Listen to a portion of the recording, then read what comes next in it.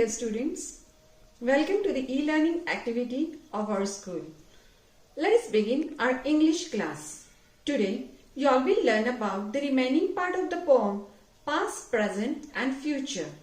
In the last session, we have discussed about the first verse or the first stanza of the poem which was related to the past time, where child compares the past time with an autumn evening. Today, let us learn more about the child's view related to the present and future time. Now, the second stanza. Tell me what is the present hour, a green and flowery spray, where a young bird sits gathering its power to mount and fly away. The new words here are flowery spray, which means a tree, or you can say a green tree bearing flower, green flowers, greenery everywhere. And the second is mount, mount, that means to get on something, to climb. Now let us see the explanation. Here, in very much similar way as the first stanza, the poet is asking the child what he thinks about the present day. Again, the child describes the present time through examples of nature in similar manner, suggesting that the present is like the springtime. You can see here in the image green and flowery spray, where a young bird sitting on the green branch gathers all its strength to make its attempt, preparing to fly for the first time. So what does this image indicates or shows? Here, the use of green flowery spray suggests a pleasant atmosphere of springtime. And for the child, he feels like the bird, where his present is full of possibilities, like a bird sitting on the branch of flowers gathers all its strength and ready to make its attempt, preparing to fly for the first time. So in short, according to the child, present time is like spring, where he feels like the young bird who is preparing to fly. In this way, poet wants to suggest that the present has a closer relationship with the future than the past, and that being in the present is preparing for something that is coming up ahead. The message we get from this conversation is we must design or create happiness in the present hour itself by making the best use of available possibilities, because present time is like springtime, full of opportunities. Now, let us see the third stanza. Let us get known to the new words of this stanza. The first one, as you can see on the screen, is glorious. Glorious. Glorious means something that is worthy of receiving praise. Second one is mighty. Mighty. It means huge and powerful. Third one is beneath. Beneath. That is under. Something under of any object. Such as you can see sea is beneath the sky. Cloudless. Cloudless. Cloudless means without clouds. Then next one is dazzling. Dazzling. That is extremely beautiful. And finally infinity. Infinity means without an end, beyond its limit or unlimited. Learn and note down all these new words. Now, let us read out the lines of third stanza. And what is the future happy when? A sea beneath a cloudless sun, a mighty, glorious, dazzling sea stretching into infinity. Finally, here the poem concludes by considering the future. The image which you can see on the screen, is of open sea and the clear sky. The happy child here replies to the poet that the future is like a sea under sunny cloudless sky. What does it mean? It means the sea is very powerful, glorious, and shining brightly, and it stretches on without an end. And what does it means in simple language? It means if you use your present in right manner, then anything is possible that might end in excitement in future. In short, if you use your opportunities in the present time in right manner, then definitely your future will be bright.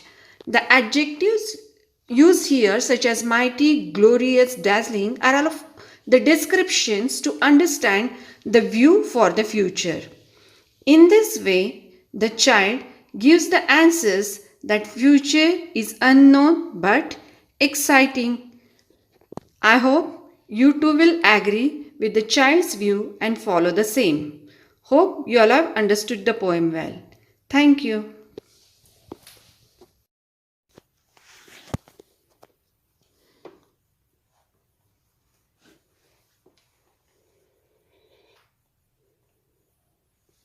Now let us learn about the poetic devices of the poem. If you observe carefully the rhyming words, you will come to know the rhyming pattern of the poem. Rhyming scheme and rhyming words are as follows. Each of the three verses, that is, three stanzas of a poem, is a quatrain. What do you mean by quatrain? That is four lines along and uses a simple A B rhyming pattern. And rhyming words used in the poem are child mild, R power, spray away, one, sun. Let us see what are the other poetic devices used in the poem. Let us see the another poetic device used in the poem. The another poetic device in the poem is figure of speech. Now students, what is the figure of speech and why do we use it in the poem? Basically, it is used to convey the message strongly by identifying and comparing one thing to another thing. Thus, figure of speech is helpful in creating an impact or effect or emphasizing the message in the poem. In this poem, that is past, present and future, you all will learn two figure of speech and they are metaphor and personification. Let me explain the metaphor first. Metaphor is an imaginative expression. It is an imaginative expression which refers to someone or something as another person or thing. It shows that person or thing has some quality of that other person or thing.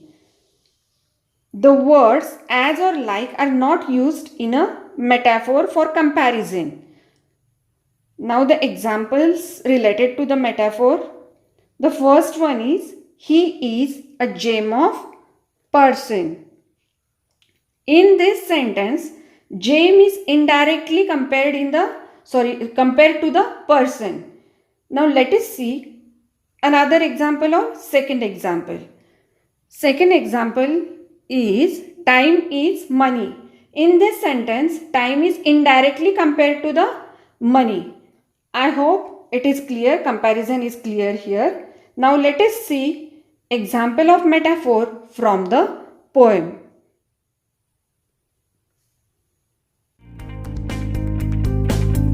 Examples of metaphor from the poem.